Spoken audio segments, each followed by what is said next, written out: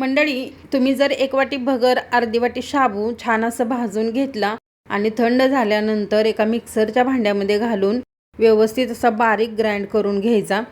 जास्त पावडर करू नका, थोडंसं रव्यासारखं भरत ठेवायची. त्यामध्ये एक वाटी दही घालायचं. इथं मिक्सरचं भांडं मी छोटे घेतले, परंतु तुम्ही मोठे घ्या, कारण पाहू शकताय तुम्ही दाटसर असं हे मिश्रण झालं, त्यामुळे मला वरतून पाणी घालावं लागलं. तर एक वाटी सुद्धा त्यामध्ये पाणी घालून व्यवस्थित असं मिश्रण आहे ते सैलसर करून घ्यायचं. 10 मिनिटासाठी झाकून ठेवायचं आहे. त्यानंतर इथं 4 ते 5 चमचे शेंगदाण्याचं कूट, हिरवी मिरची, चवीपुरतं मीठ घालायचं आणि अगदी किंचित असा खाण्याचा सोडा आहे तो घालायचा आणि त्याच्यावरती थोडंसं अगदी नकळत पाणी वतायचं आणि नंतर एकदा मिक्स करून घ्यायचं. यामुळे काय होतं, जे आप्पे बनवणार आहे ना त्याला खूप छान अशी जाळी पडली जाते. तर आप्पे पात्राला तेल लावून घेतलेलं आहे, त्यावरती हे आप्पे सोडून घ्यायचे आहेत. तर हे उपवासाचे आप्पे आहेत, ते खूप छान चवीला लागतात. 2 ते 3 मिनिटासाठी फक्त वाफ देऊन घ्यायचे, पाहू शकताय तुम्ही. आणि खूप छान असे आप्पे तयार झालेले आहेत. पलटी करून घेतली, अगदी गोल्डन कलर आला की त्यानंतर काढून घेतले. तर हे शेंगदाण्याच्या चटणी बरोबर तुम्ही खाऊ शकता.